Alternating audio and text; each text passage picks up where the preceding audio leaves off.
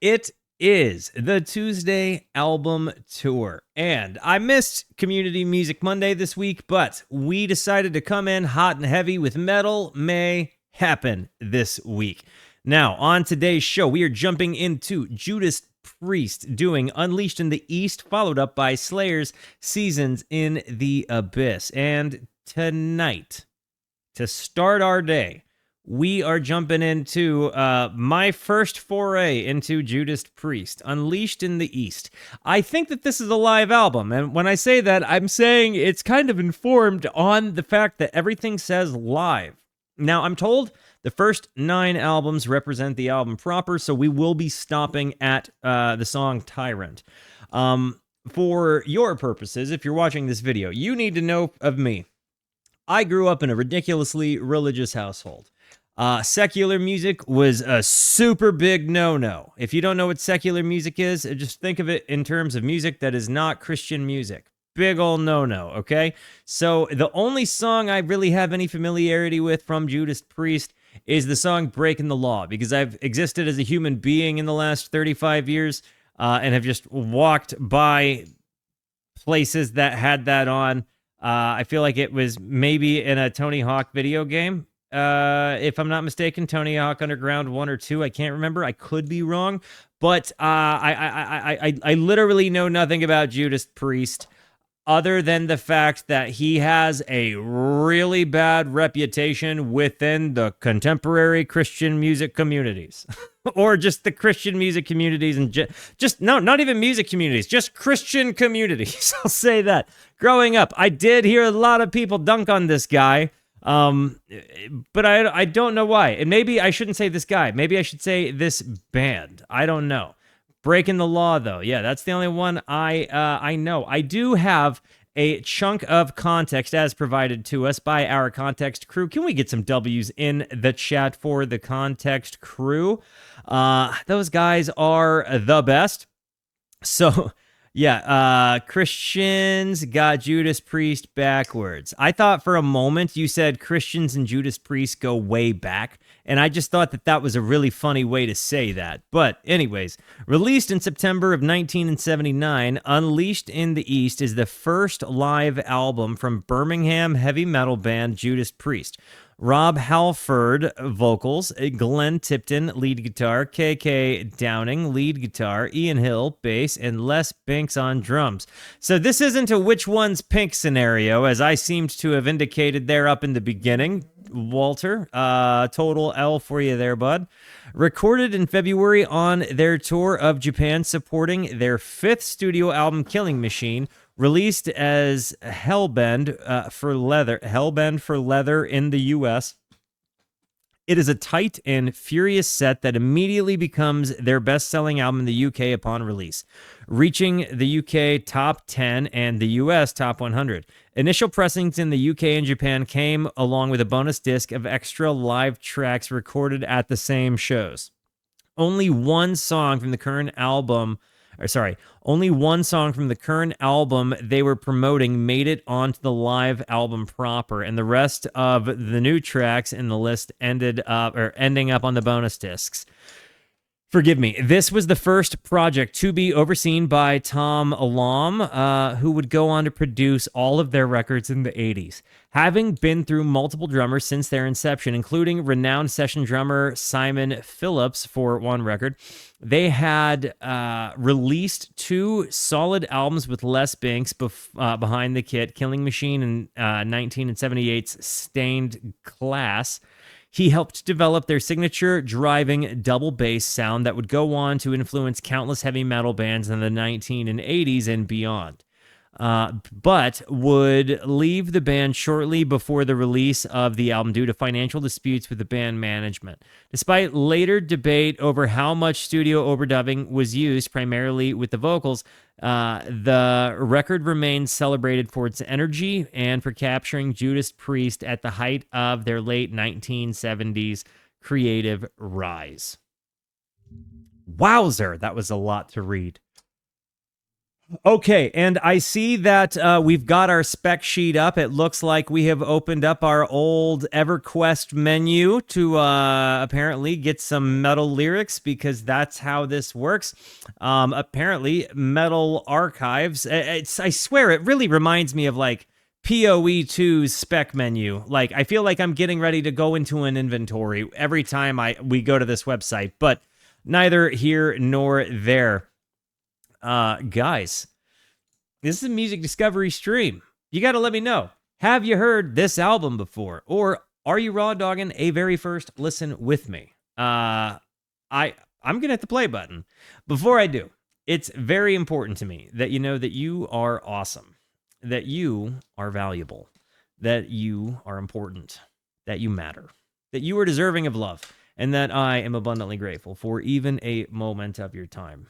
If you like what you see, feel free to hit the like and the subscribe button. It goes a long way to help me out. If you really like what you see, leave a comment. I would love to hear from you, or join us on Kick or Twitch. I stream every Monday, Tuesday, and Wednesday at 8:30 p.m. Arizona time. These people over here are the best people. Come hang out with us. Come discover music with us. I know I speak for all of us when I say we would love to have you by. Guys, by the way, make sure all of our new friends feel at home. Bunky walking in here saying he already knows this. You love to see it. Welcome to the Rooskies, Bunky. If you know this, something tells me you're probably among friends. Guys, without further ado, the band Judas Priest, not the man Judas Priest, Unleashed in the East, opening up with the song Exciter. And again, I don't know. I only know Breaking the Law, which does not appear to be on this album. So this is about to be a whole bunch of big news from me. Here we go.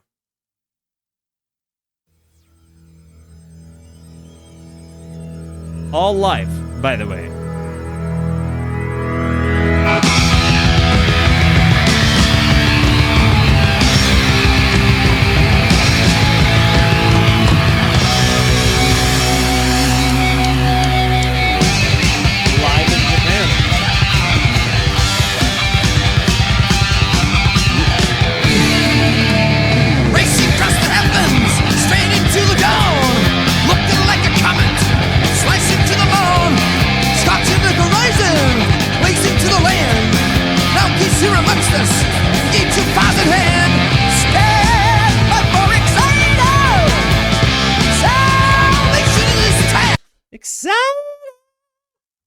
Babe? I heard the door open, but I didn't see a person. Am I wrong? Did that happen? So it did open, but did a person enter? I'm sorry, that I just heard the noise, but then I didn't see a person. Racing to the land. Okay, thank you. Now he's here amongst us. Each of us in hand. Stand up for Exciter. Salvation is task. Stand up for Exciter. Salvation is task. I'm so impressed that this dude's voice goes up that high. He did this live. I also got to say that the guitars, like the sound is immaculate for a live album. You've got that double bass drum, like that's one of the, maybe because I just read the context, right? But that was certainly one of the first things I noticed, and I would venture to say that I would likely have called that out if I hadn't heard that. In some ways, reminds me a little bit of Geddy Lee's voice without being as high. It seems to me that maybe they were more contemporaries. Judas Priest obviously being a 5-piece. I don't know why I'm yawning so much today, guys. Please forgive me. I feel like a terrible host.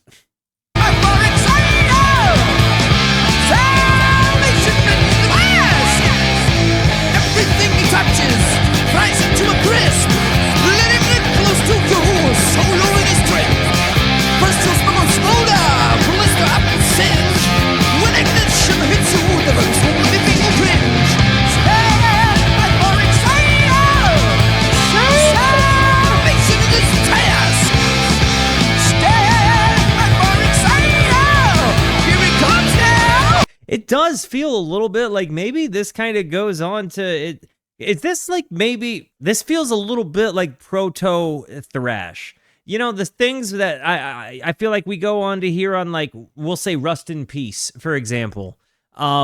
Megadeth. And if honestly, read the lyrics to Megadeth, and you might be calling them Mega Depth, but this feels a little bit proto thrash metal.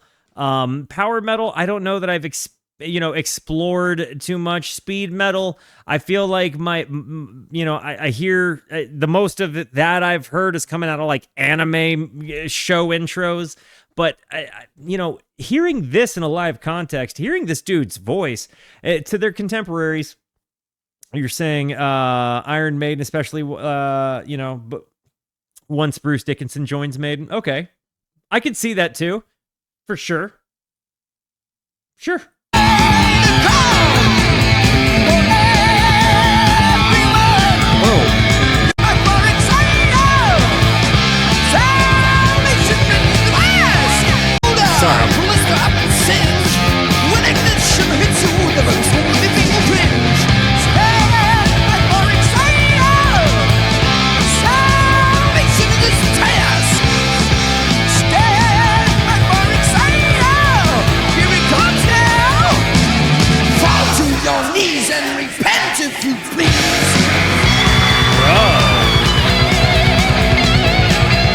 Right here.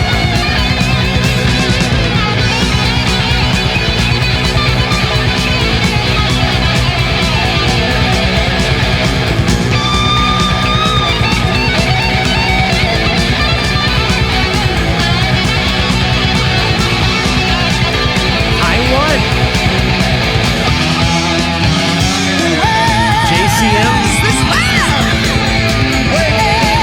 Can anybody kind of tell me what the rig rundown is looking like? It looks like we've got the flying V over here. We've got, it looks like a fat Strat. Like, I'm guessing he's put humbuckers into both of those. Like, are we playing like high watt amplifiers? Are we playing like is Soldano happening at this point yet? Are we playing what is their rig like? I was kind of thinking about this. The costuming is kind of funny because they look like this dude. Look at this dude's setup, right? Like, got boots up to his knees, like pants buttoned on the sides. This dude looks like he's like, going to a BDSM event. This guy's got like red leathers on with some Nikes. Definitely eclectic.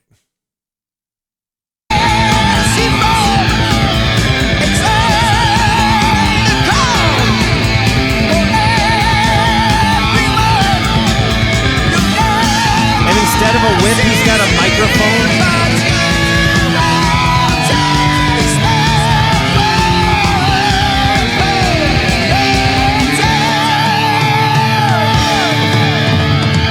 The drum panning.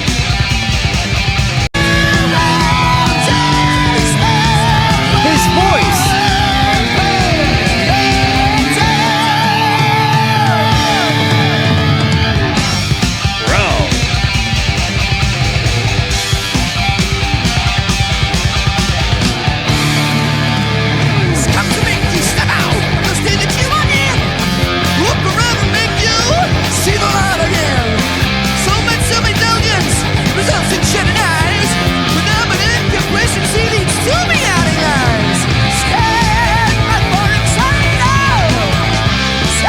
I just want to comment on the fact that the lyrics here are way deeper than somebody might have given. Like, these are way deeper lyrics than I'm imagining a guy looking like this is going to lay onto me. In regards to costuming, Rob got a bunch of studded leather, and it became almost synonymous with metal.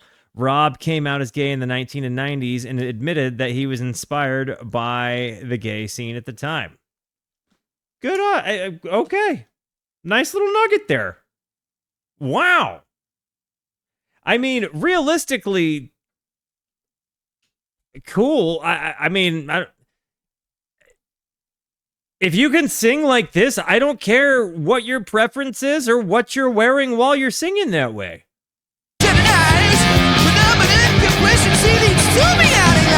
But to the point I was making before I got thrown off on the comment, when you see something like this, see the light. Sorry, he's come to take you snap out.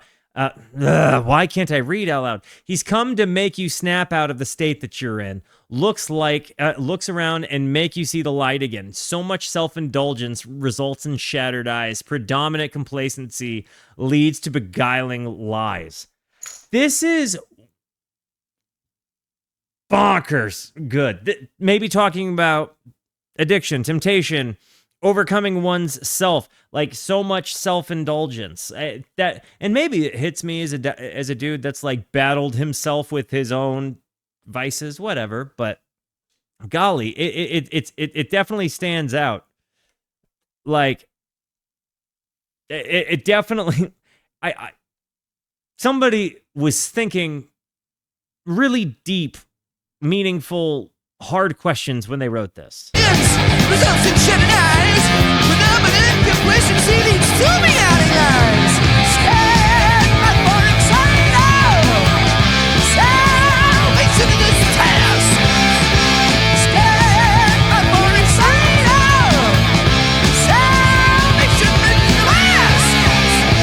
When kingdoms amidst us with combusted ends, also never branding promise from a lens. Optimizing masses, melting into one. Modeling with us order, we'll get jumping down. Stand my foreign side out. Is Exciter him commenting on like the devil tempting people, or like spirits or energy, or like or maybe not even necessarily like a grim character so much as like, well, no, I think it's got to be some sort of grim character, because the Exciter, right? Like, it seems like maybe there is a comment on like the Exciter being a negative thing, and versus his delivery is like Robert Plant. I don't know that I'm there to think that yet. I'm gonna have to think.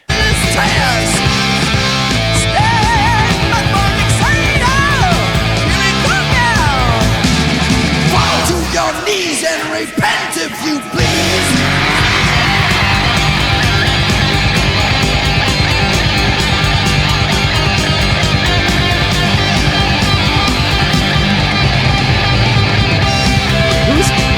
Whoa.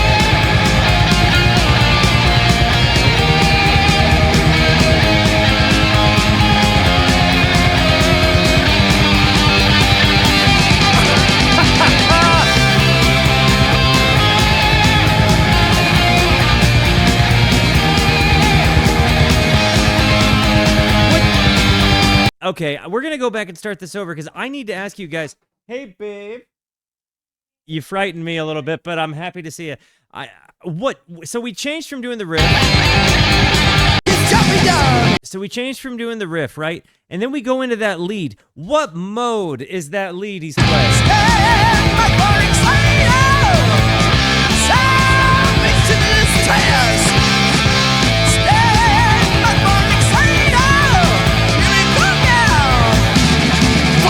Your knees and repent if you please. So we're not in a different mode right now. When we go here, what mode is this?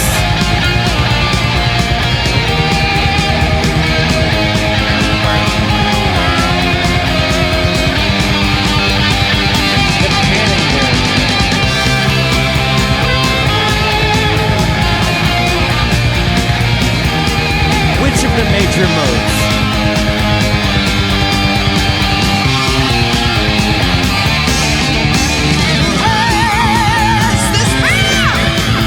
That bow, bow, bow, bow, bow.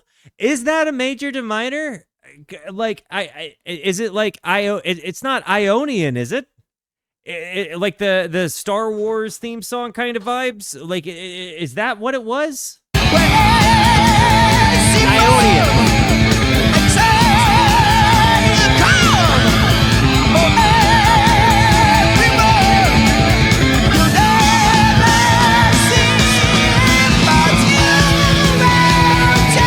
Listen to his voice.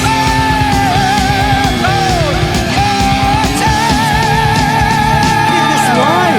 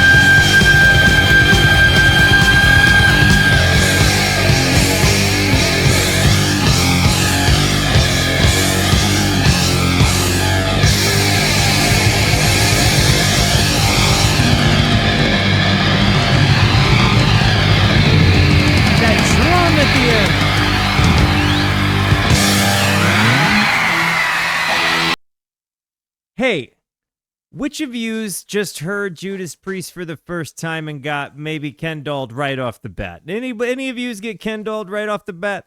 I didn't think I was gonna. I thought I was coming right into breaking the law. That was not that, though. That was so much better than breaking the law. I cannot believe his voice. This does feel like maybe some of the earliest you hear fast shredding speed kind of metal like that. And it's maybe because it feels like you kind of hear stuff like this walk, so other stuff later could kind of run, like when you start hearing, like, you know, Yngwie or you know, but whatever.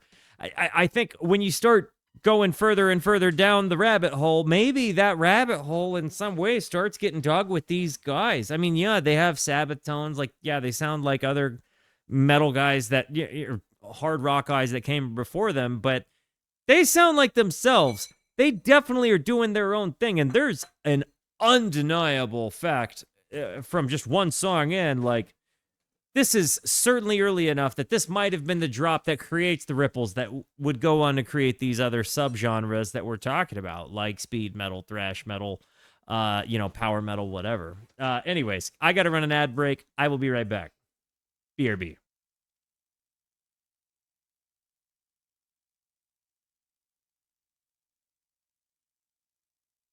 All right, we're back, you lovelies. And I have got to know that transition. So let's go back and just hear him going. There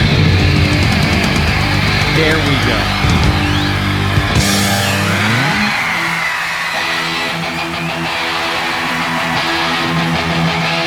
That reminds me a little bit of the song Anthem by Rush. Just a little bit.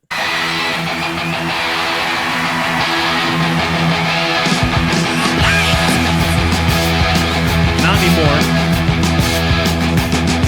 As fast as I can, I like to get around. I'm pacing like a madman, my feet don't touch the ground. I move amongst the nightlife, I make a step aside.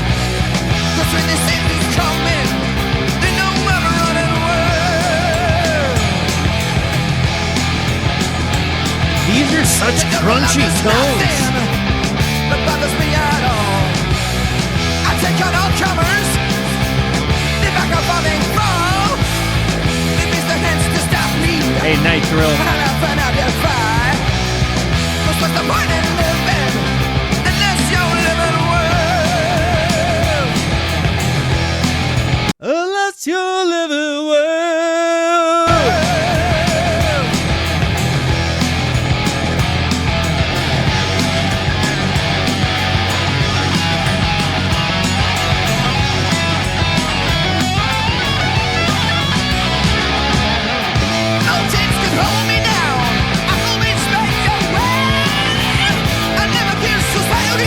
Like Motley Crue certainly hears this before they go on to, play their first gigs in the Sunset Strip. There's no doubt about it. Tell me what the walls say.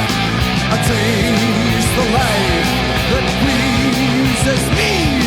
A race is torn for all the world to see.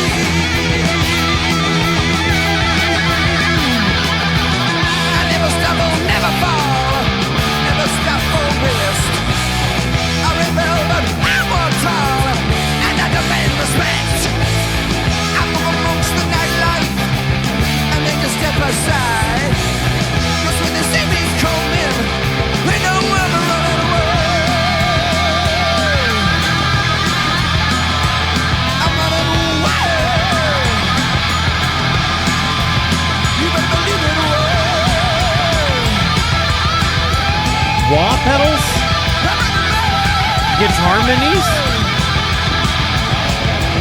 Get out my way. Was this a moment of overdub, or was this like a guitar mini moment? Because I'm hearing like two different guitar parts left to right here in lead.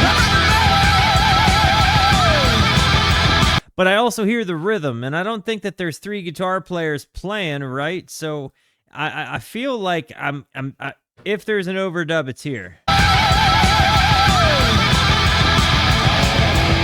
Get up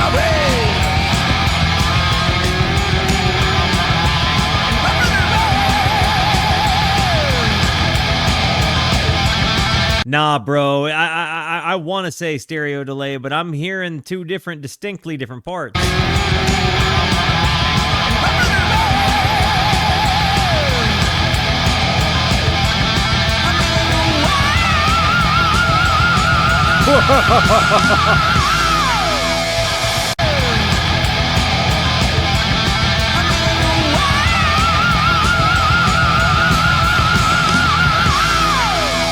Like a Deep Purple Highway Star intro moment.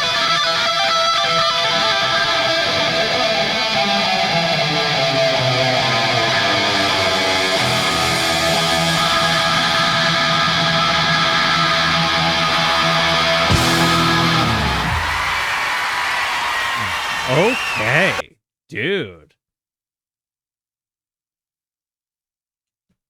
I got hella good things to say about this. Am I the only one that I think that maybe Judas Priest did hear Deep Purple? You know, because that running wild moment does remind me a bit of Highway Star that you hear at the intro there, where you hear the lead singer of Deep Purple do that. You know, I can't make her go up that high. My voice is a girl. I don't know why I said I can't make her go up that high, but I guess that does mean my voice is a girl. Huh. Okay. I guess we all learned something about me today. Whatever. Okay. The next song is Sinner. I'm starting to see in the lyrics why my parents didn't want me to listen to Judas Priest as a child. No, my voice didn't come out of the closet. We just all realized that my voice was a girl. That's it. I'm still a man. Apparently, though, my voice is a girl. The sound.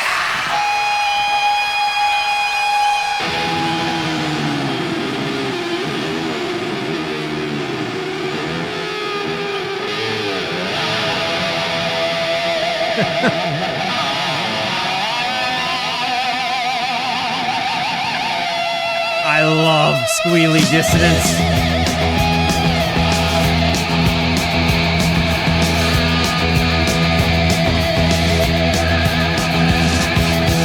Sinner rider rises with the storm. So I heard Cream, when Clapton was playing with Cream, it was a lot of people would say one of the most loud shows anybody had ever been to, because he was taking like, JTM 800s, JTM 45s, and literally just turning everything up to 10, like all of them up. So he would get this just unbelievably wildly loud sound without pedals and just blow the roof off, right? And that's kind of the impression I'm getting might be happening with these guitars, but they're in these guys' hands instead of Clapton's, right? So the use case is totally different. You know, they're not playing with the blues trio in this case. They're playing with like dudes in leather ready to go. Like this guy has is literally holding Cupid's arrow as a guitar. This guy says, you know what? No, I don't need 3 pickups. Let's just put 2 of them in there and make them twice the size. Let's make it like look like 4 pickups, but it's just 2. Like with the humbucker thing. They're really, really, really, really slapping some crazy tones out of this. And I mean, when you think about it, putting the humbuckers in, like 2 humbuckers into a Stratocaster to fat strat it up like that isn't too far removed from the pickup setup that you're going to see over here in the Flying V. I'm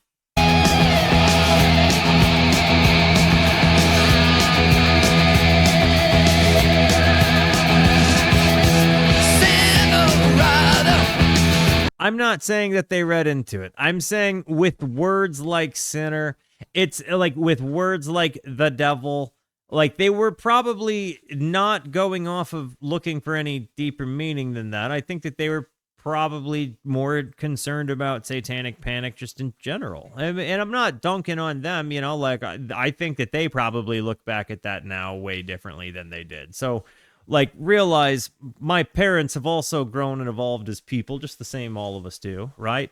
But in that time period specifically, anything that had like the word demon, anything that had like anything that could be of, related to, or affiliated with verbiage that was of a spiritual level was off limits, unless it was Christian specific spiritualism.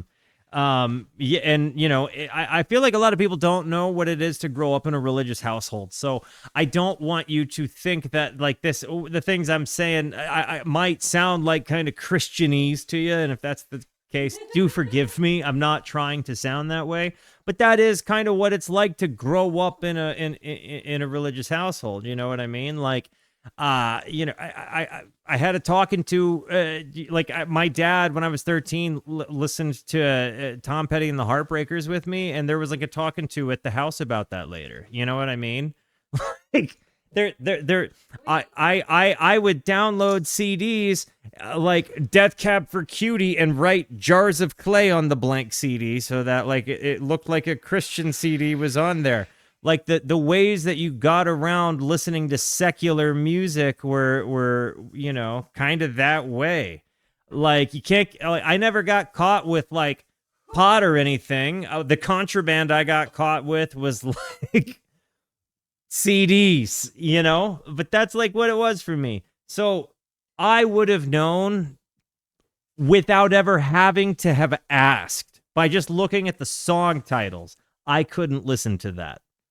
And I'm telling you, I was the goody two-shoes that if I heard secular music at somebody else's house, I would feel guilty about being around it. What?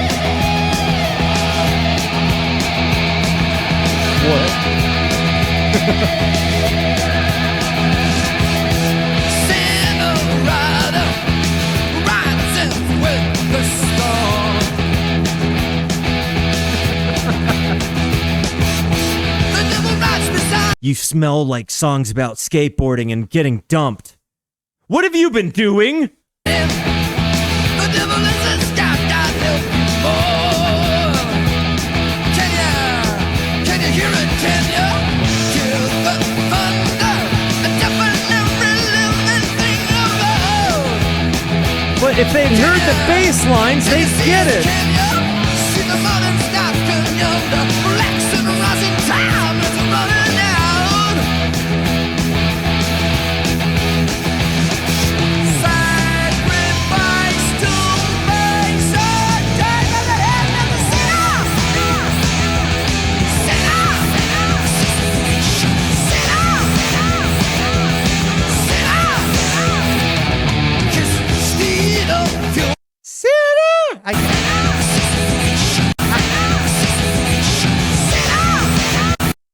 Okay, that Senna part is just nuts. It seems like your parents both have a very different relationship with your involvement in secular culture now than they did when you were a child. Would you be willing to share your thoughts about that transition? Okay, yeah, I think so. So for a long time, I just completely walked away from my faith. It was a taboo subject. If my parents tried to talk to me about it, I was like, no, we don't do that anymore. I think that I was asked to step down. I used to work at a church, and they asked me to step down. I had one of the kids in the youth group when he graduated moved in with me, and he tried to take his life, and he said some pretty brutal things in the suicide note, and he was okay. It was one of the most gnarly experiences of my whole life, but his parents were really upset and talked to the church board, and they asked me to step down. And I think that was the day I was like, you know what? Yeah, I don't believe anymore. And I was pretty sure that was the day like my faith died. But I think that was the day that like my story within my faith actually started. But neither here nor there.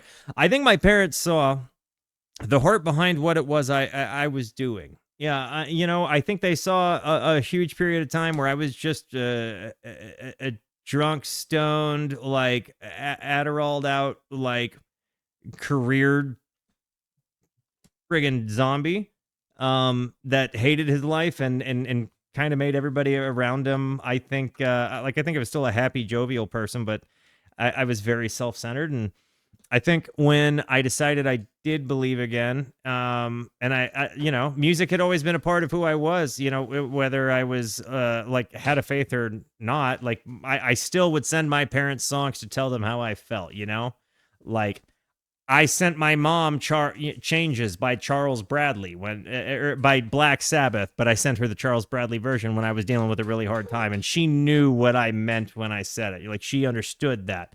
So music has always been a way I communicated. And I think when they started seeing that from a non-faith-based perspective, that music is just how I communicate. It's just who I am. It's a part of my being. It's in my DNA. If I send them a song, it's because it's telling them words I can't figure out how to piece together myself, and they'll ask me about that. And I think that they saw that happen in me, and that became a part of our evolved relationship. And, obviously we had kind of a strained relationship when I didn't have a faith. And when I did have a faith, their perspective on faith had evolved at that point themselves. And I think both of my parents now would tell you that my channel where I listen to secular music is a ministry. Believe it or not, I think that that's how they would see it. In a lot of ways, believe it or not, I think that's sometimes how I see it too. I not that I ever come here with the intention of like preaching to anybody, but I do see it as my goal in life, like my life's purpose, to tell people that they matter, to tell people that they are valuable, to tell people that they are important, to tell people that they matter, that they are deserving of love. And that I am thankful that they go out of their way to spend their time with me, because at the end of the day, I sometimes need people to remind me of those things too. And you guys have been really good about that. And I think that my parents, who were terrified of secular music, see me walking through the valley of the world a lot, like some guy goes and speaks in front of a church. I think that they see that similarity. I think that they know my job is never going to be to like preach my faith to people. That's just not the man I am. But I also think that they kind of observe this as my way of getting to share my life in faith, like the things that I believe in come out through the things I say, whether I'm talking about my faith or not, right? Like those things make up the man I am. And you guys talk to me knowing typically what my beliefs are. I mean, so I think it's just a different perspective. I know it was a really, really, really big answer for you there, Judo. But I think that maybe just human evolution, perspective shifts, all of that matters, we've listened to music on this channel where Maynard literally screamed "F your God," and I got to tell you, that was a scary. I can remember there was still a part of me that was a 15-year-old kid inside of here that could remember feeling terrified and being so thankful I wasn't 15 when I heard that song. But then I having the perspective I do now, to recognize the heart that it came from that he wrote that in, and to recognize, it's a fair question. It's fair to be angry with God if you're gonna choose, whatever. I don't know. I'm not gonna get too deep into it, but you guys have given me a unique platform to share love in spite of all of the crap that people that represent Christianity have done. You've given me a comment to hear out the ability to hear out other perspectives and lovingly discuss. I honestly, and at the end of the day, I think we can all recognize that Judas Priest isn't out there trying to convert people to Satanism, hell raising, and devil worship. I think satire is so important to recognize. I think God created intellectuals. If God's out there, he certainly made brainy people that put their brain into the art that they create. And yeah, here we are listening to that kind of artwork, and I refuse to separate those things. Here in Kenya, hear the thunder, the deafening every living thing around. Kenya, can you see it, Kenya? See the modern star can yonder, relax and rising time, it's running out.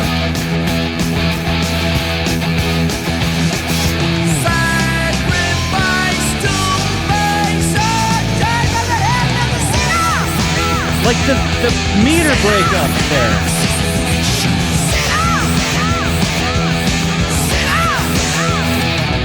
His steed of fury, eyes of fire rain ablaze. Right here. Demonic thoughts stalking, surrounded by the smell of war and pain. He roams the star wings, searching for those carcasses of war. Thank you. But if he's hungry, Derelict. very presence disrupts the calm into the sky. They have these moments throughout the music, doon, doon, doon, doon, you know, where they break up the beats. I don't know what that kind of moment in music is called. Very presence disrupts the calm into the sky. That, Very presence. whatever that is, they do these moments all throughout the song in very different, you know, kind of broken up beats and meters. And it's so cool to me because they always follow it up with that just big, huge energy. It's the technical name is dun dun dun dun. I thought so. Got it. Disrupts the calm into the sky. Curse and damn you, all by the hand of the sinner. Sinner. This creation. Sinner. Sinner.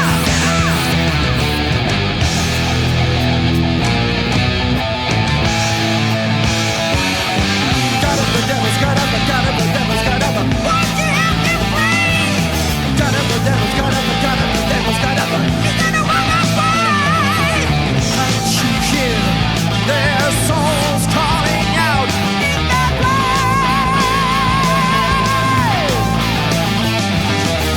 It definitely feels like Iron Maiden storytelling kind of. Hey, yo, what's up, that singer reactions, homie? Thank you for the raid. Walking in here on some Judas Priest.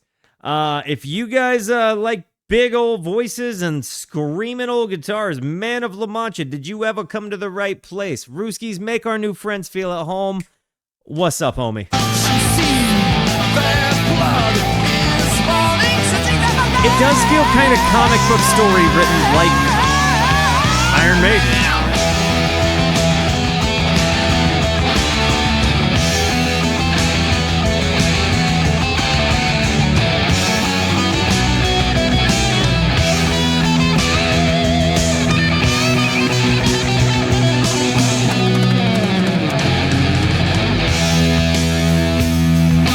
Does metal kind of is Judas Priest? I won't say metal, but is this album? Is he kind of living in like pentatonic scale here?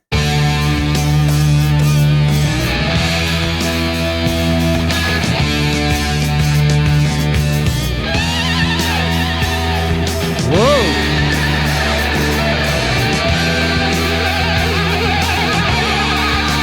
This is live.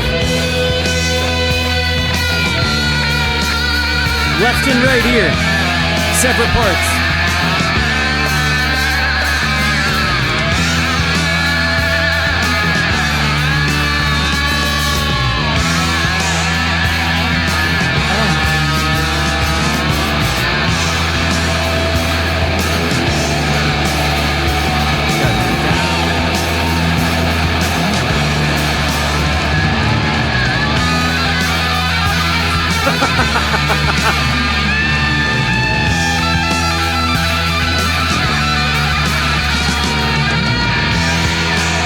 The jam here.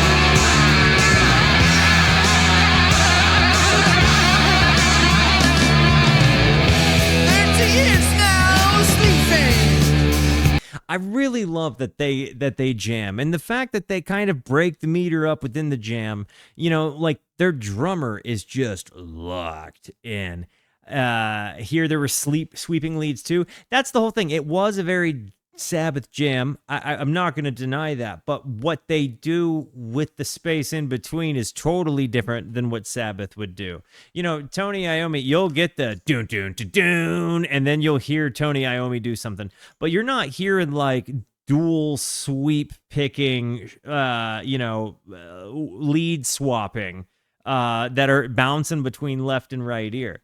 Like, not at bare minimum, not in what's preceding this. So,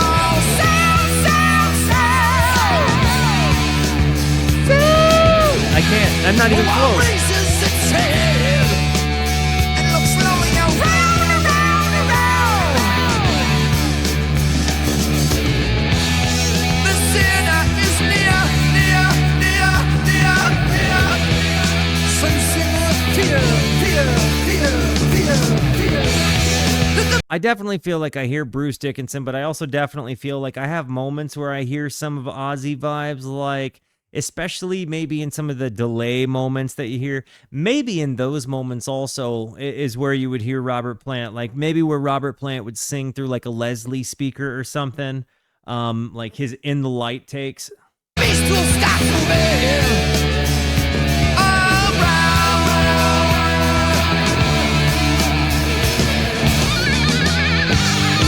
Left ear.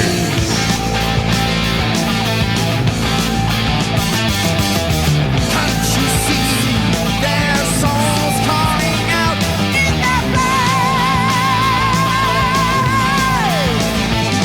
Yes. Can't you hear their blood is mourning, sitting on the land?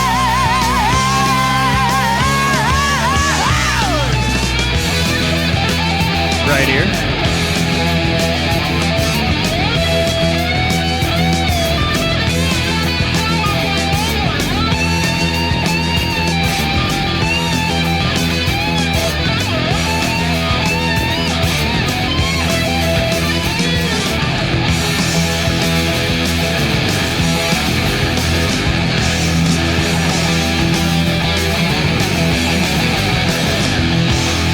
Well, I feel like the tempo here is just Coke energy, isn't it? Like I feel like if this is 1979, this is easily like this might be Coke energy, the 70s,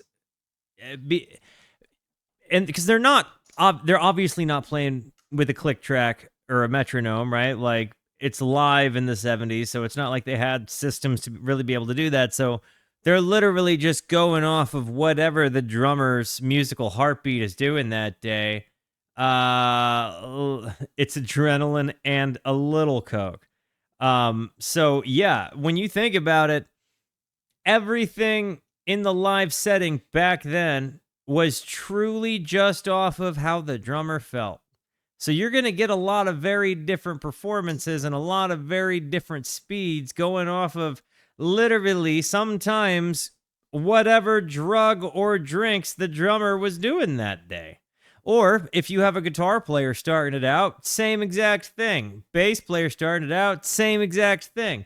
It's a lot of times gonna happen depending on, especially live takes, who starts it and who carries it. So if you have transition moments, it's going to be who comes back in, if a song speeds up or slows down. And throughout the middle section, throughout the beating heart parts of the song, you're doing what the drummer's doing. So if the drummer's slowing down and you got a tight end band, they're all slowing down with them. You know what I mean? So we're talking late 70s here. If it all feels the same speed, it's very possible. It's because that's as fast as the drummer could play it correct. And everybody else is just jumping on board.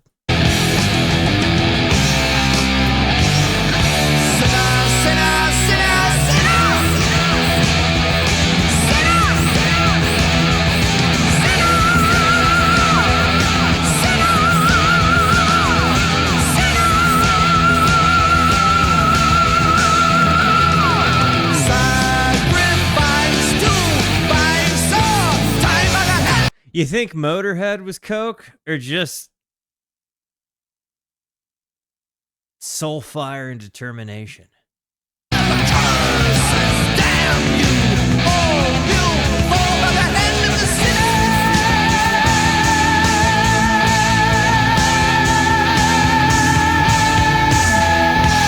will say, when you're not beholden to a metronome, you can do these decay, fall apart moments, and they feel so much better.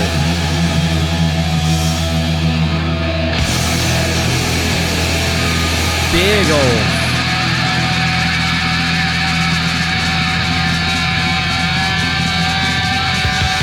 The next song is called The Rip.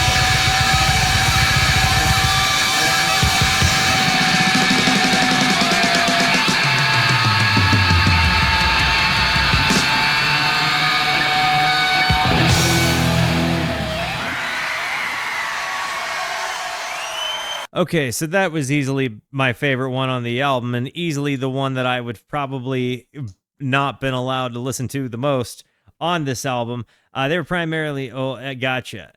Now I have to wonder, because I'm hearing how much noise there was, and admittedly, my average viewer on YouTube is probably the age of people that were going to see Judas Priest concerts in their formative years.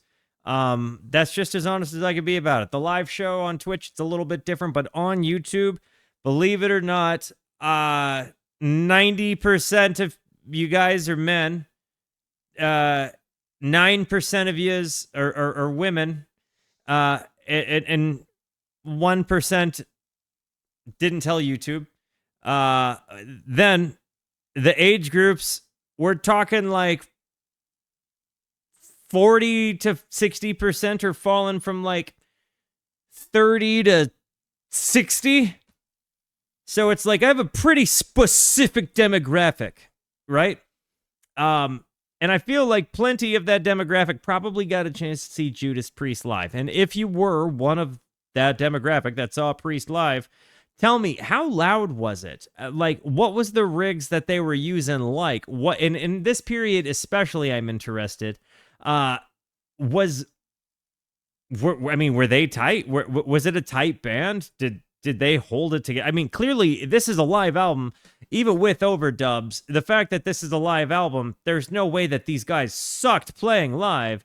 It was loud. You saw them live in 82. I can believe that. For them to get these tones, I mean, there are some pedals out there at the time, but 79, I mean, it's not like you have a massive amount of them. And if they're just crunching like JCM 800s or something that are completely, up to 10, you might have something there. Guitarmony? In for surprise, you're in for a shock. London town streets, when there's darkness and fire, when you least expect me, and you turn your back, I'll attack. I smile when I'm sneaking through shadows by the wall. I laugh when I'm creeping, but you won't see me at all. Oh, hear my warning, never turn your back on the ripper. Shake the fear, and never knowing if I'm near. Can I ask you this? Was Judas Priest primarily seen as like a studio album band, or were they more known for their live shows? The more I've gotten into digging into catalogs, the more you find that people are kind of divided on those things from artist to artist and band to band.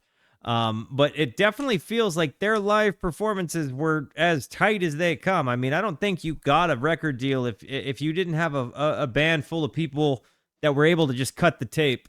You needed to get, tape was expensive. You needed to have capable musicians to get the tracks done. So, if they could do it for the studio, they could certainly do it typically for the stage as well. But having stage presence is a totally different thing. Being able to make your, album sound translate onto a stage, also very different. So I'm kind of interested to know what you guys think. With me jumping into my first Judas Priest experience in a live album context, I'm certainly interested, especially in stuff that would sound of, like, or relating to adjacent to this. I'm in. I'm flying and shameless, nocturnal and nameless, except for the Ripper, or if you like, Jack the Knife.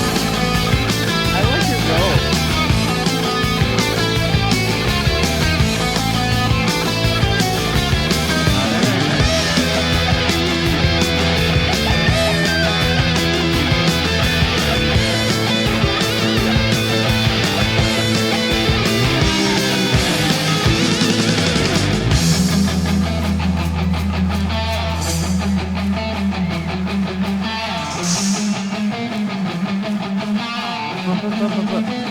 Guitar player, you're hearing him do this part, speeding it up.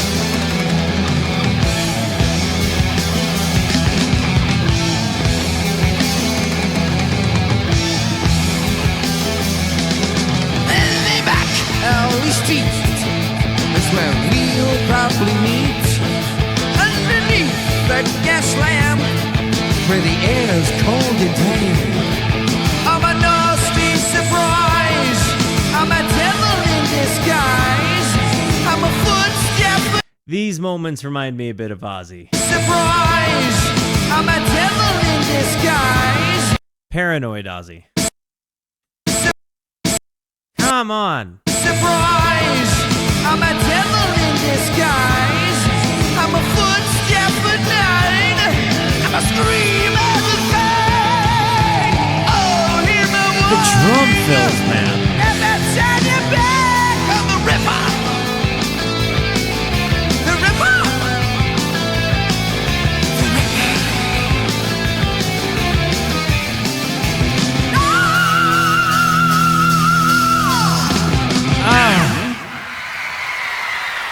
I feel like Bohr sniped a whole bunch of albums he thought I'd really jive with, which I know it was. He walked. Geez, Metal May Happen. It's just turning into a good month for me. This is so easy to digest. I wasn't sure. Admittedly, I didn't know Unleashed in the East was gonna be a live album, so we got surprised together. I mean, maybe you knew. Maybe I was the only one that got surprised, so maybe you were surprised at my surprise. I don't know. But the moment you saw me see that this was live, I'm pretty sure I might have said something to the effect of, "This is a live album, I think, because it says live." But this, Metal May Happen Again. That might actually be next year. Metal May Happen Again. This has been tremendous. And honestly, I know you've been around for years at this point, Boris, so you've kind of got a good, handle on my taste, just over years of hanging out together. But, man, as far as curating a list that was both going to kind of challenge what I'd already listened to, but also reinforce tastes I already have, man, one of the stipulations for the suggestions was we had to think you would live with it. Yeah, like or jive with it. No, dude, I'm telling you, you made this way easier. But dude, how many times have you heard me hear a live performance, drop my jaw, be like, "Look at them! You could hear them looking at each other." There's something about that to me that just makes me happy. And yeah, sometimes with this artist, when you squint your ears, you can hear Sabbath or Led Zeppelin or whomever, but man, they're definitely doing their own thing. This is not they're not derivative of anybody. I don't think, not even a little bit. It definitely sounds like they have contemporaries, but different. I think the comparison that I would make would be Deep Purple. I think that's the one I would make. Yo, Benjamin, man, thanks for the Prime. Amazon only gives you one of those. That's, man, you gave yours to me for the second month. Thanks a ton, homie. Very much indeed. Green Manalishi. The Green Manalishi.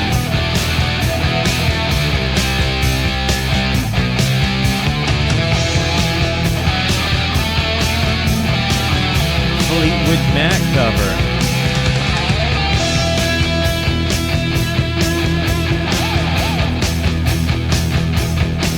Now when the day goes to sleep and the full moon looks, and the night is so black that the darkness cooks, and you come sneaking around, making me do things I don't wanna do. His voice is like totally different here this time. It's not a different singer, is it? Is he just singing in a different register?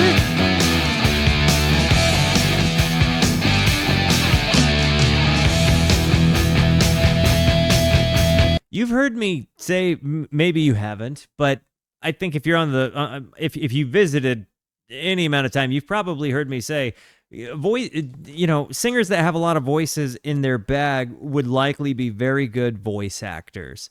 I think this all the time because you've heard this guy hit like notes near the upper end of the keyboard, right? Like definitely above middle C. You've heard that like way above middle C, definitely above C4, but when you not quite to C5, but maybe, I don't know. But I guess what I'm saying is when you hear him do that, and then you hear him have just kind of a guy singing voice, like regular, not quite tenor.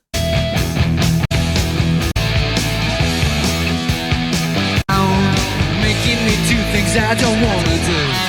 Yeah, maybe tenor in that spot.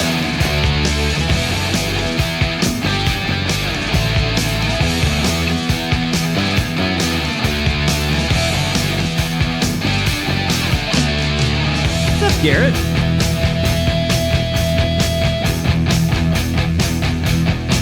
I can't believe that you need my love so bad. But it's drum. Always creeping around. We're hearing this from audience perspective. I was sitting here hearing the drum fill, and I was like, man, it sounds like he's going right to left. But then I remembered it's because I'm looking at him. Trying to drop me mad. Busted in all my dreams, making me see things I don't want to see.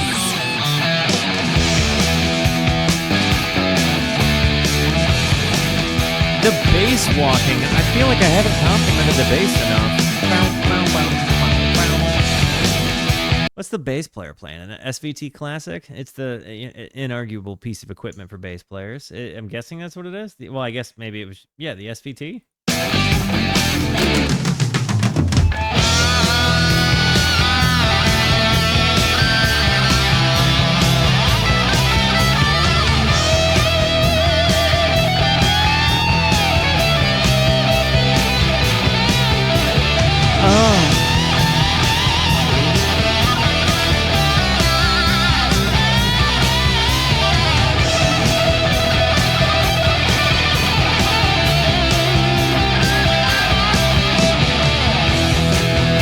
The tones coming off of these things, I'm kind of I'm not gonna lie, the back and forth between these two gentlemen is just so nice, and the guitar tones are really nicely complementary to one another. It's one of the most metal sounds I've ever heard come out of a Stratocaster.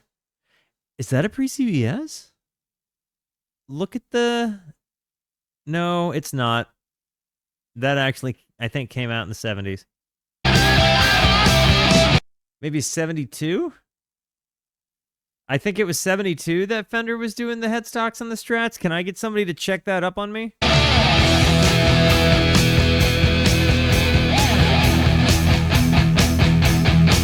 Cause you're the Green Manalishi with a two-pronged crown. All my dragging is up, all your bringing is down. It's taking my stand up and slip away, leaving me here just trying to keep from following you.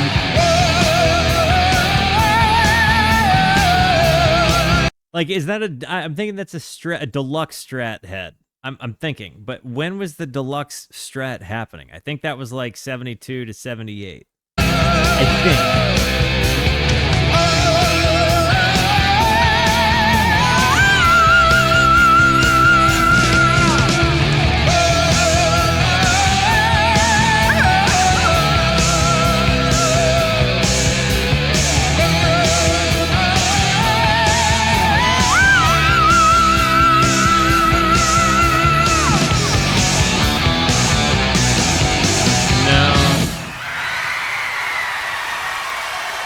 The way that ended.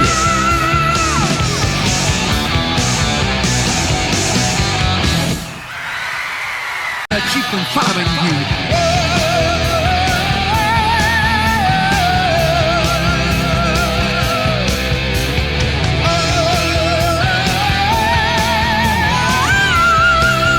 That is nuts.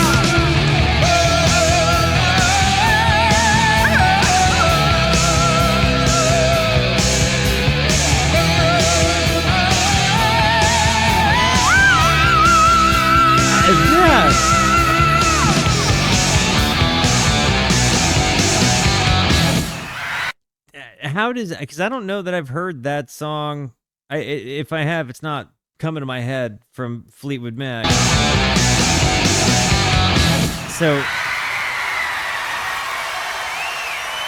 does that cover do the song justice? And is that cover, you know, done in their own style versus Fleetwood Mac? Early Fleetwood Mac. So we're talking before Stevie and Lindsay joined, I'm guessing. Guys, I have to run an ad. This guy's voice, Rob's voice, is nuts. We have 1, 2, 3, 4 songs to go. Be right back. And we're back. And the next song is Diamonds and Rust. Who's ready? Here we go. Diamonds and Rust.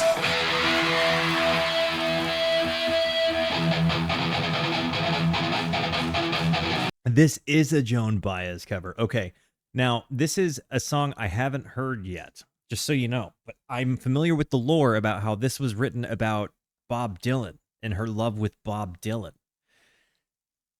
I did not think my first impression of Joan Baez's song Diamonds and Rust was going to be Judas Priest doing it live in Japan on their album Unleashed in the East, but here we are.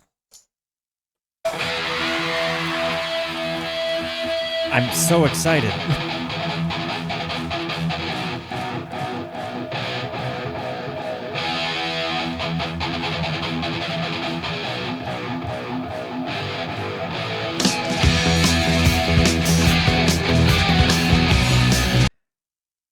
Is this about to become the definitive version of this song to me?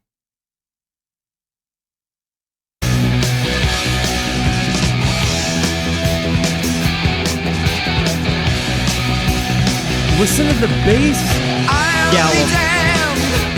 Here comes your ghost again. But that's not unusual. It's just that the moon is full and you decided to go. And here I sit, hand on the telephone, hearing a voice I've known a couple of light years ago, heading straight for a fall. Well, we both know what memories can bring. They bring diamonds and rust. Yes, we both know what memories can bring. They bring diamonds and rust. Definitely reminds me of Iron Maiden. Definitely reminds me of Bruce Dickinson in Iron Maiden. There's no doubt about it. The lyrics here, I'm sorry, we're gonna jump into Joni B's lyrics, okay? if you didn't know this, I've been on a Bob Dylan quest. I've listened to Joan Baez's works as well on the channel.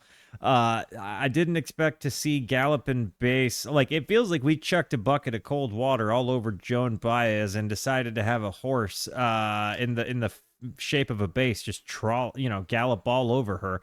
But I'll be damned, here comes your ghost again. But that's not unusual. It's just that the moon is full and you decided to call. And here I sit, hand on the telephone, hearing the voice I'd known a couple of light years ago, heading straight for a fall. Well, we both know what memories can bring. They bring diamonds and rust.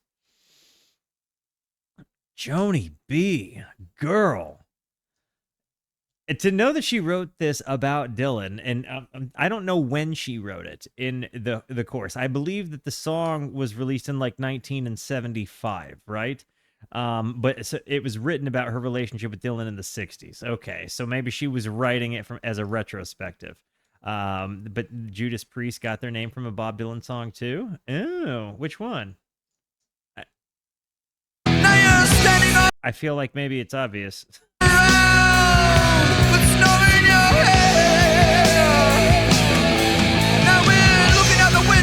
Hotel over Washington Square.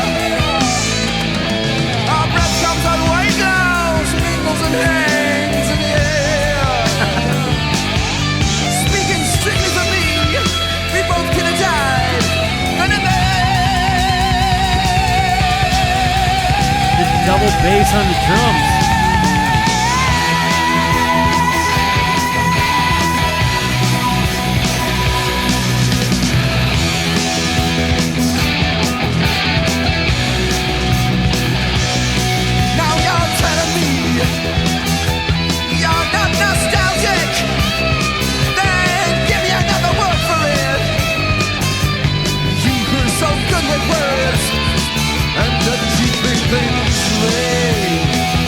You grew so good with words and at keeping things vague.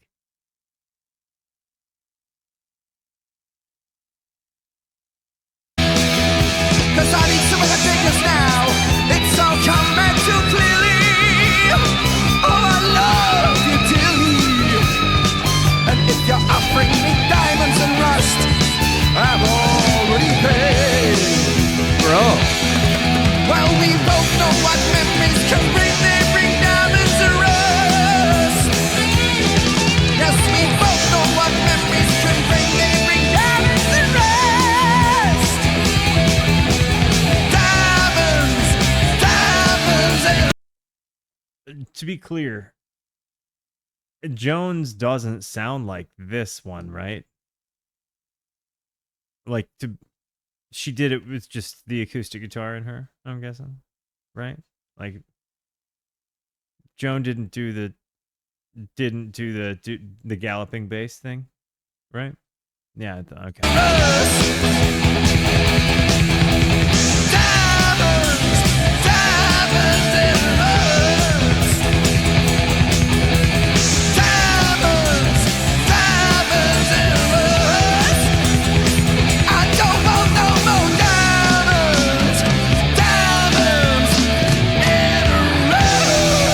It is cool that they seem to be paying homage to the folk artists before them.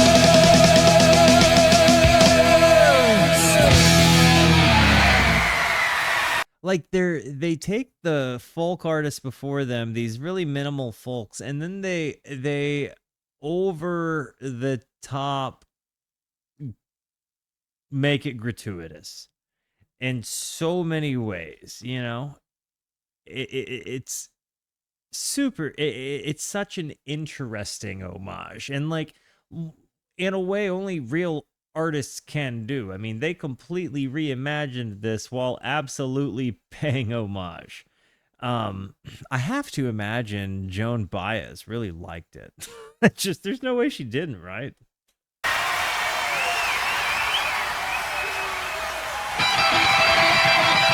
Victim of changes. This is nice.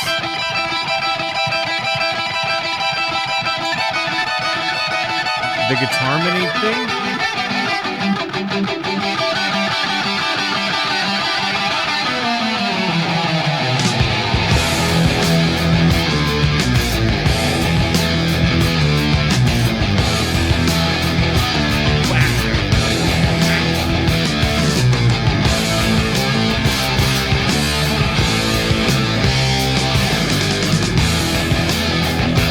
the riffs here.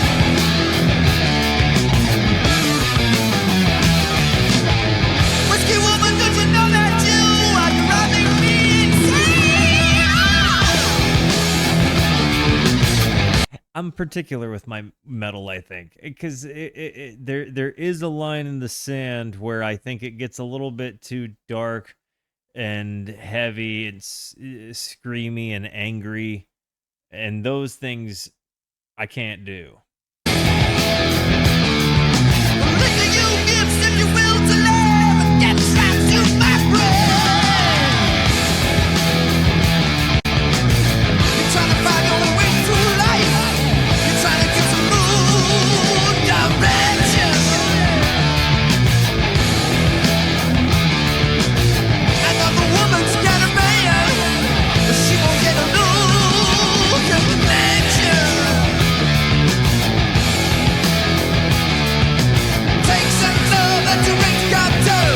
Things look better when she's through.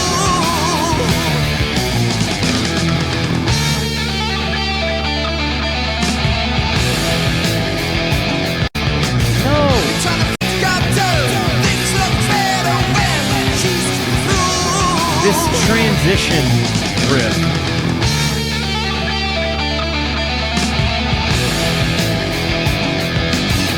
So nice.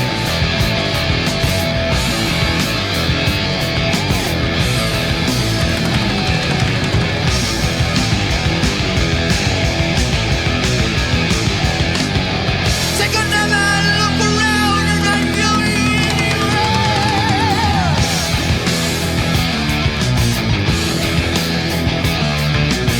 you realize you're getting old and no one seems to care. The kick.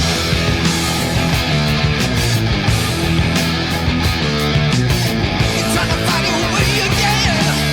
You're trying to get some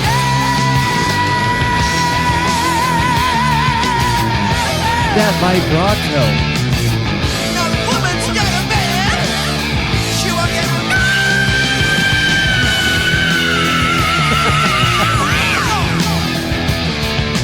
Take some I can't get past the fact that this man is doing this live. That's the biggest thing that's getting me here. You know, like they're coming in, and I don't know how clean the tapes are. Like, you know, because like this guy's voice is so tuned. Like they're getting that big kind of reverb on it. I'm sure there's maybe a little bit of like post done on his voice. Maybe I'm wrong. But like when he hits those big moments, like got a man. She won't get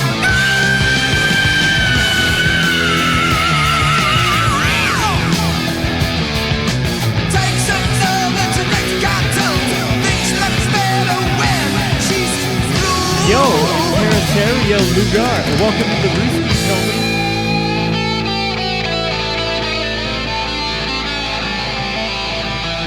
You man, bullet, whistle, hot guy, Allen, Tugo, Wyatt, Silver, get up, get out. You know you really blew it. I've had it up. Good God, Black man. The drum fills are incredible.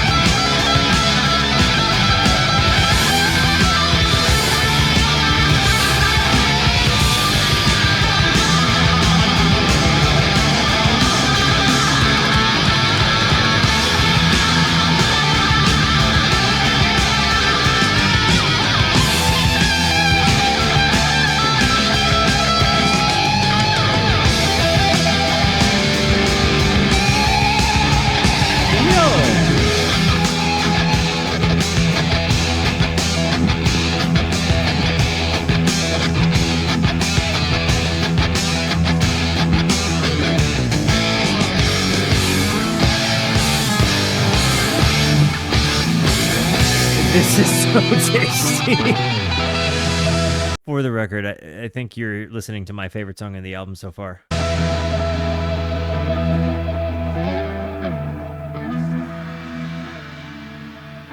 I think this has become it. Especially that this is involved. Are you kidding me? We get this? Yeah, this is. We're doing more Judas Priest. I think we're gonna start at the beginning. I want to know where. I want to go back to the start. The bass line.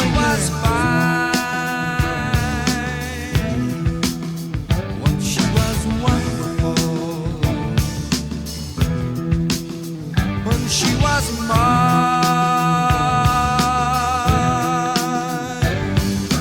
She's come over her body. She doesn't see me anymore. By far my favorite one on the album. I haven't said. Have I said it after every song? I don't think I've said it after every one. I thought I just said it after like 2 of them. Maybe I said it after every one. I don't know, but this one's definitely it. There's no doubt about it. This is the one. Changes come over her body. Especially this sexy jam at the end here.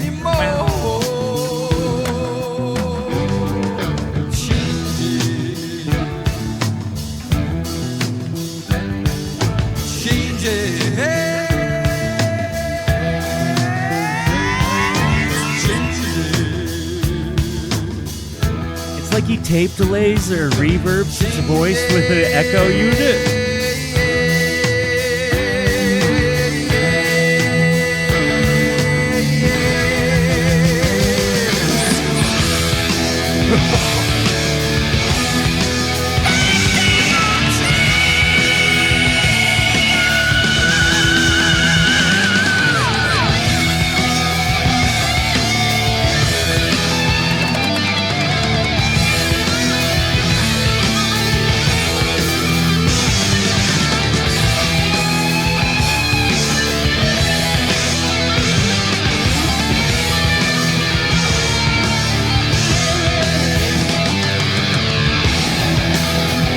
Well, funny for you, Terracerio. We, I hope I said your name right. Terciero? Dude, my bad.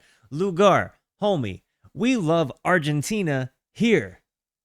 Hilariously enough, so that works out. Yo, by the way, W's for my homies in Argentina. And Argentina in general.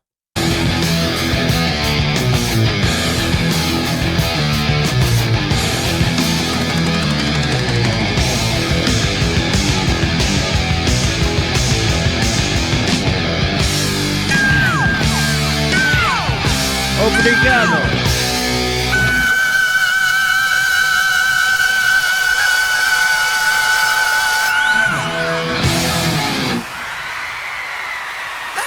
It's our Argentina, just so you know. I have officially declared all of Argentina Rusquitos, okay? I have just decided I am homies with Argentina. Mel and I have had conversations behind the scenes that one day we will go to Argentina. Okay? Viva los Rusquitos. Genocide! With a name like Genocide, also, I can see why my parents were like, yeah. You know, well, I never even would have had to ask. So we have 2 songs to go. Guys, how has this album been hitting you? 2 songs on the album proper. Anyways, how has the album hit you? What have your impressions been? Hopping into Genocide, and I guess closing her down with Tyrant. Here we go. Los Gauchos.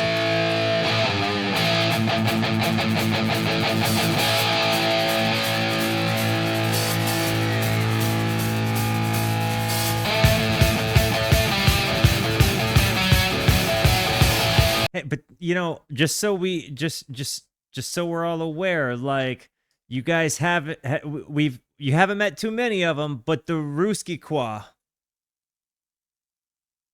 Those guys go hard. The Ruski Qua go so hard. Les Ruski Qua stand by their own, I tell you.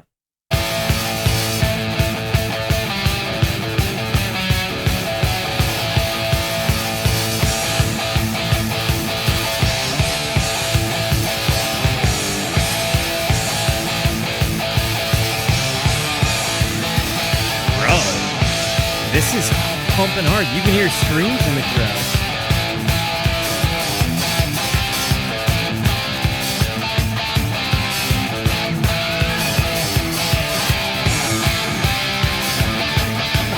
Tara, I have to ask, you've been here forever. How is this hitting you? Have you already heard this or not?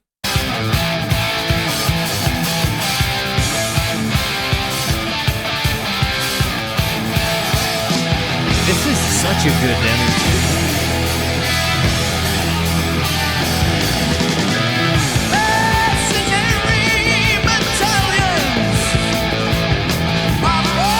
Hey, nice Elsa.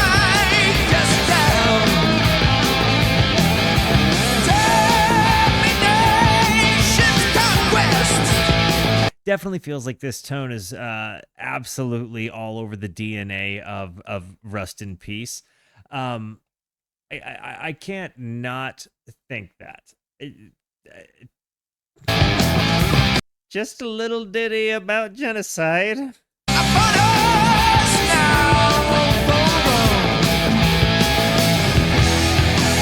me, the house of my mind. Help me, no question of pride. Save me, my people have died. Total genocide, devastation hungers. She waits to leave to work. Imminent death, what nation?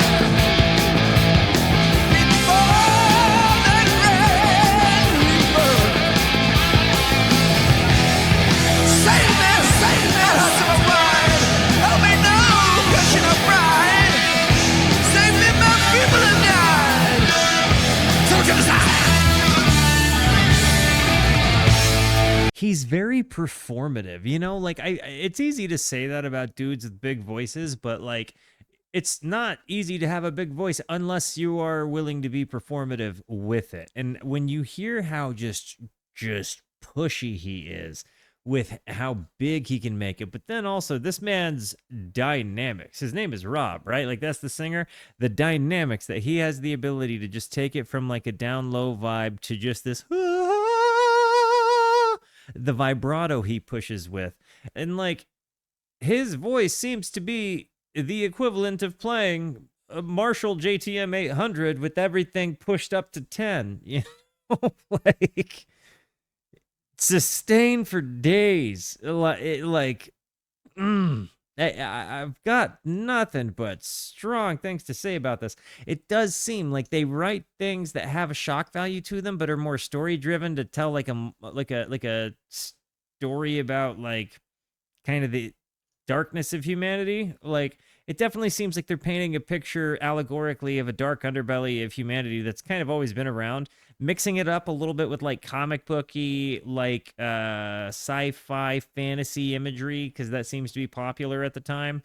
You know, like a lot of dudes are writing songs about Lord of the Rings back then, except this seems to be a more metal version of something like, but not necessarily that. It definitely has a little bit of, you know, a melting pot of lyrical concepts here, but I'm definitely not getting from this that these guys were Satanists that wanted all of us to do bad things.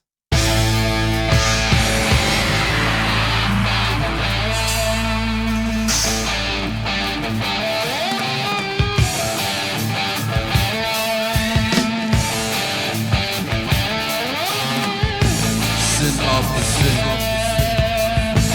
I have committed. Yet the wounds I bear are the wounds of love. Frantic mindless zombies, red back fleeing time. The word zombies And is the spoken word part the same as the guy that sings the word zombies? Because if so, oh, son of a. All the rules of love. Frantic mindless zombies, rapidly in time, lost in cold reflection, waiting for the sign. Generation trouble, clinging face to face. Oh, blessed situation to end the perfect race. Just to comment on the Satanism thing, I read Ozzy Osbourne's book, I Am Ozzy. It's a fantastic book. Read that friggin' book. And while we're at it, rest in peace, Ozzy. But he was talking about how it was a really big surprise to him that he kind of thought it was like an act. Like everybody kind of got it was an act. Like they weren't really like Dark Lords.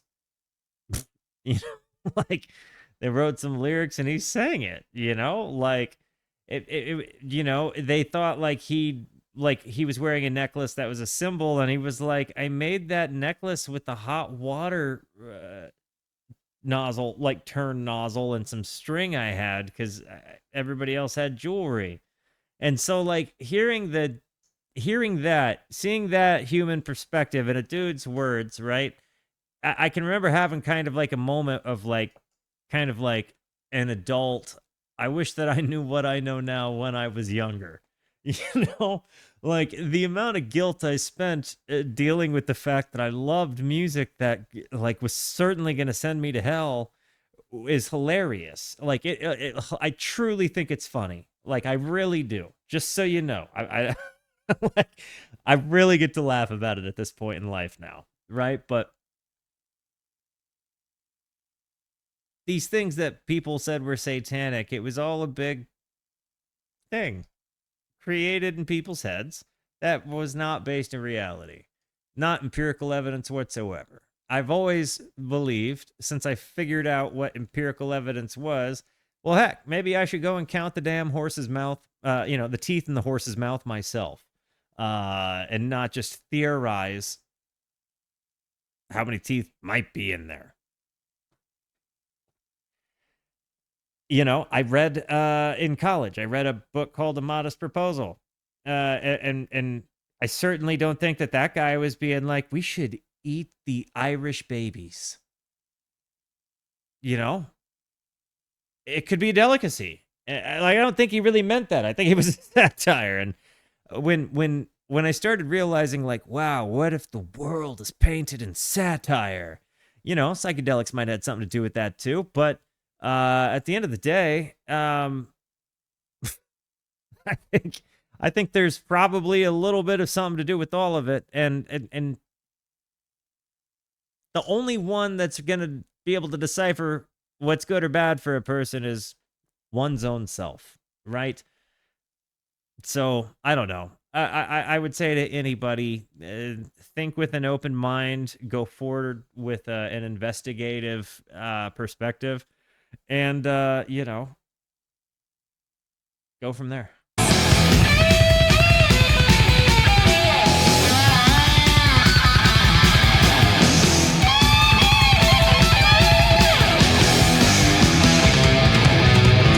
Slashing sands, slash sabers, cut us to the ground. Eager for the lifeblood of all who can be found. Save me, heart of a bride. Help me now, crushing a pride. Save me from the people of death. Don't get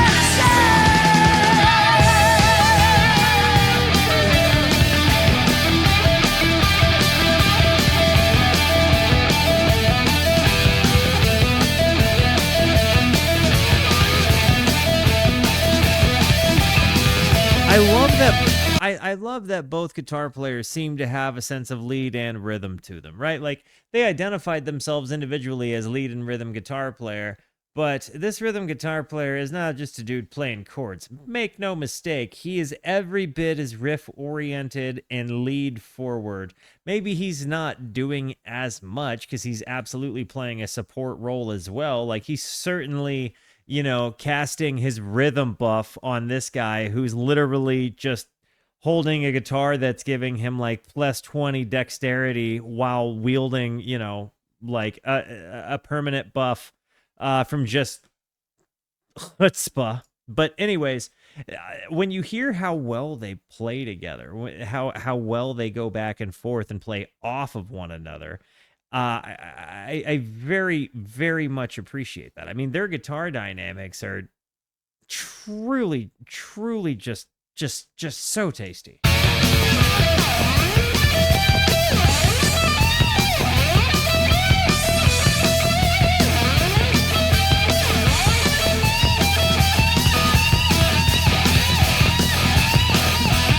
Double bend here.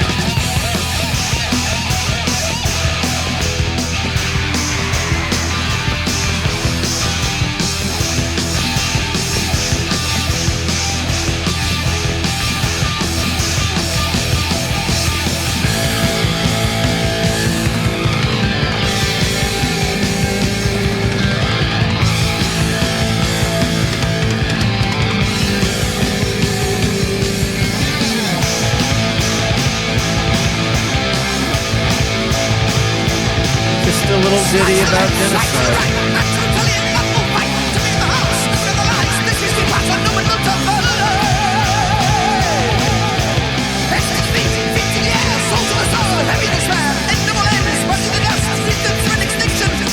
This reminds me of the David Byrne bit. Facts are simple and facts are great. Straight.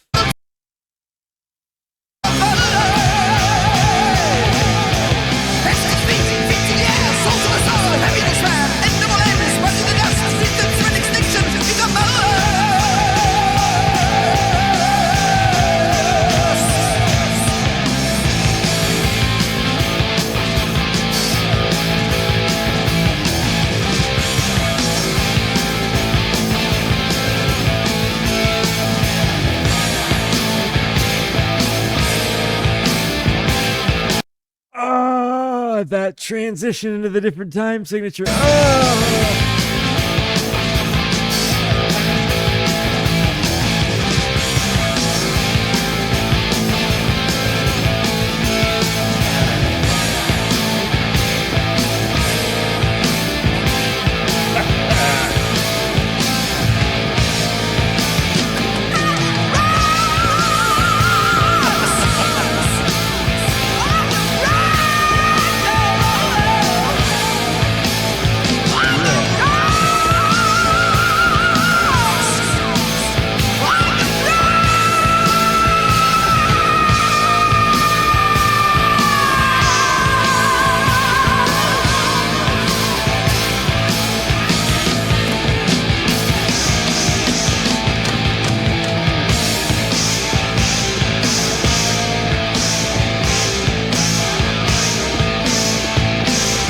The slowdown, the case.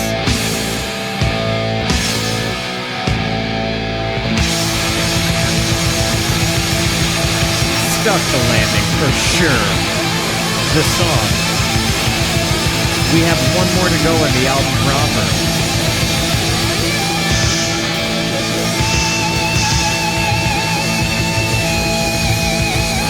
First timers, let me know what you think.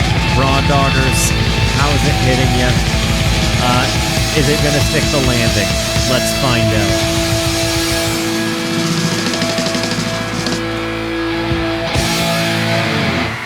No board fades on a live album is correct.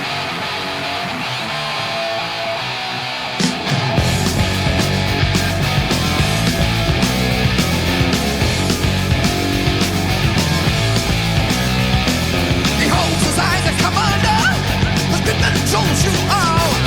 Resist me, not surrender. I love your passion call. Tyrant capture every melody. Tyrant come through all. Tyrant hideous destructor. Hideous Tyrant every metal a lot of words there.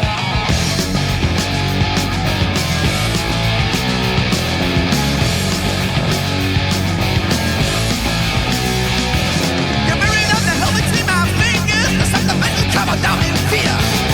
These miners think they're building a new slough. To the end of the world you follow to me near. Tyrant capture every melody.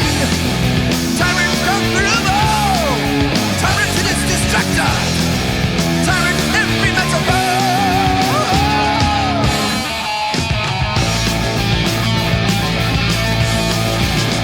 The guitars, though. I really love that riff that they're playing off each other. That like I it seems like they're both pulling off to open strings.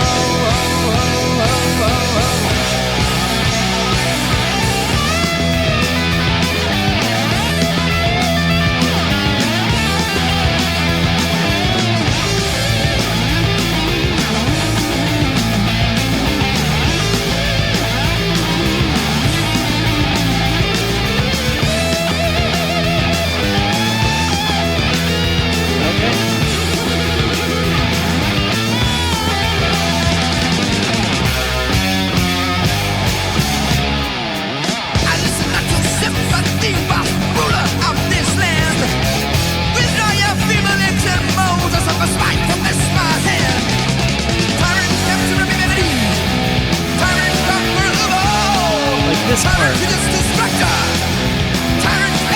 So many words in there.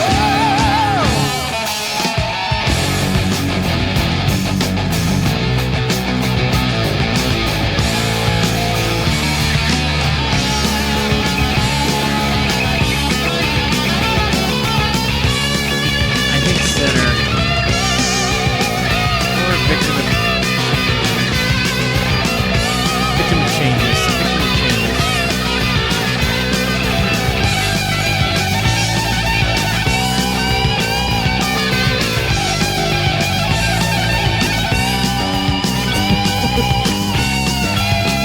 The bass behind it.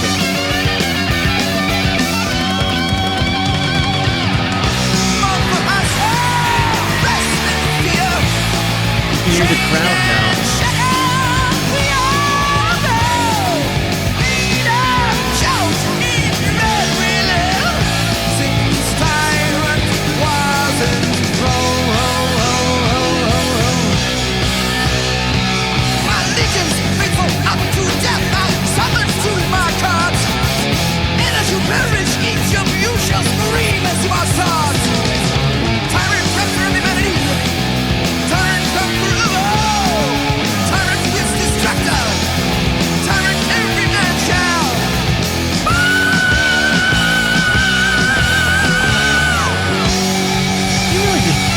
Right in the face with those big old...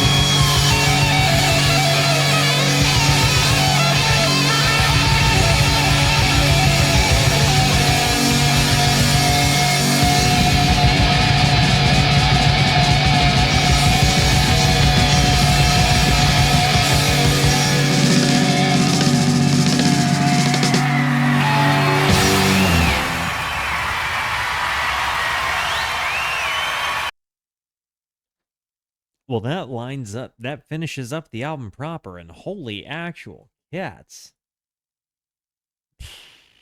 Did they ever just blow my mind? You know, I'm so glad we started with a live album. Like that, I'd never heard anything other than Breaking the Law, and then you come in and you realize, like, man, this is really proto a lot of metal that I really like. Like, this is the kind of entry point, it seems, for a lot of what goes on to become speed metal, thrash metal adjacent stuff. like the guitar harmony bits, it definitely feels like, again, I see the comparison from what you guys were saying earlier about like Iron Maiden, or at bare minimum, and them being a contemporary. Um, there were moments that definitely reminded me of a lot of different things, but this definitely stands out as its own thing. Like there is too much originality to this to, I think, diminish it to the point of saying, like, over the top comparison.